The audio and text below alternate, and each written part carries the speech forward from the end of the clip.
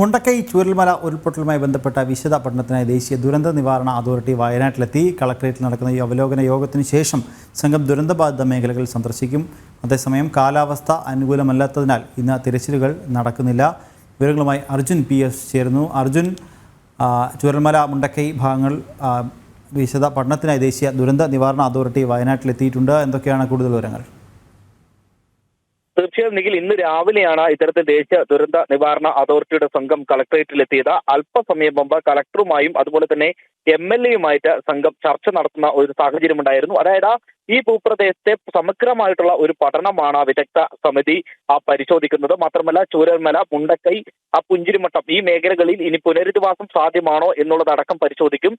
തുടർന്ന് ഇനിയുള്ള ജീവിത മാർഗം എങ്ങനെയാണ് ഈ ഒരു ദുരന്തബാധിതവർക്ക് ഉണ്ടാവുക, അല്ലെങ്കിൽ ആ ഒരു ജീവിത മാർഗം എത്തരത്തിലാണ് അവർക്ക് നൽകേണ്ടത് എന്ന അടക്കമുള്ള കാര്യങ്ങളടക്കം പരിശോധിക്കും. ഈ സമിതി പരിശോധിക്കുമെന്നാണ് നമുക്ക് മനസ്സിലാക്കാൻ സാധിക്കുന്നത്. 17 മന്ത്രാലയങ്ങൾ അടക്കം ഉൾപ്പെടുന്ന ഒരു സംഘമാണ് ഇവിടേക്ക് എത്തിയിട്ടുള്ളത്. അത് 17 മന്ത്രാലയങ്ങളിൽ അടക്കം, അല്ലെങ്കിൽ ആ ഒരു മന്ത്രാലയവുമായി ബന്ധപ്പെട്ടിട്ടുള്ള ആളുകൾ അടക്കം ഈ ഒരു സംഘത്തിൽ ഉണ്ടെന്നുള്ളതാണ് നമുക്ക് മനസ്സിലാക്കാൻ കഴിയുന്നത്. ഏകദേശം കുറച്ച് ദിവസം അവരിവിടെ ഉണ്ടാവുകയും ചെയ്യും. 30-ാം തീയതിക്കകം ഇത്തരത്തിലുള്ള ഒരു റിപ്പോർട്ട് ഈ റിപ്പോർട്ട് ഇവർ പഠനത്തിന് ശേഷം റിപ്പോർട്ട് സമർപ്പിക്കുമെന്നാണ് നമുക്ക് മനസ്സിലാക്കാൻ കഴിയുന്നത്. കളക്ടർ തന്നെയായിരിക്കും ഈ സംഘത്തെ ഏകോപിപ്പിക്കുക. ജില്ലാ ദുരന്ത നിവാരണ അതോറിറ്റിയുടെയും മറ്റ് മന്ത്രാലയങ്ങളുടെ അടക്കം ആളുകൾ ഈ കേന്ദ്ര സംഘത്തിന്റെ കൂടെയുണ്ട്. അതുകൊണ്ട് തന്നെ ഏകോപനമായ രീതിയിൽ, അതായത് ജില്ലാ, സംസ്ഥാന അല്ലെങ്കിൽ ദേശീയ, ഈ മൂന്ന് പേരുടെയും ഏകോപന രീതിയിലായിരിക്കും ഈ ഒരു പഠനം നടക്കുക. ഇതിന് നേതൃത്വം നൽകുന്നത് ജില്ലാ കളക്ടർ തന്നെയായിരിക്കും. ഇതിന്റെ മേൽനോട്ടം നടത്തുക. സീനിയർ ആയിട്ടുള്ള ശാസ്ത്രജ്ഞർ അടക്കമുള്ളവർ ഈ സംഘത്തിലുണ്ട്, അല്ലെങ്കിൽ അത്തരമുള്ള വിദഗ്ധ പഠന സംഘങ്ങൾ അടക്കമുള്ളവരാണ് ഈ സമിതിയിലുള്ളത്. അല്പസമയത്തിനകം തന്നെ ഇവർ ചൂരൽമല, മുണ്ടക്കൈ മേഖലകളിലെത്തി പരിശോധന നടത്തുമെന്നാണ് നമുക്ക് മനസ്സിലാക്കാൻ കഴിയുന്നത്. മാത്രമല്ല ഈ ഒരു സാഹചര്യത്തിൽ ജില്ലാ ഭരണകൂടം അടക്കം കണ്ടെത്തിയ, അല്ലെങ്കിൽ സംസ്ഥാന സർക്കാർ അടക്കം കണ്ടെത്തിയ സ്ഥലങ്ങൾ, പുനരധിവാസവുമായി ബന്ധപ്പെട്ടിട്ടുള്ള സ്ഥലങ്ങളടക്കം ഈ സംഘം പരിശോധിക്കുമെന്നുള്ള ഒരു സൂചന കൂടി നമുക്ക് ലഭിക്കുന്നുണ്ട്.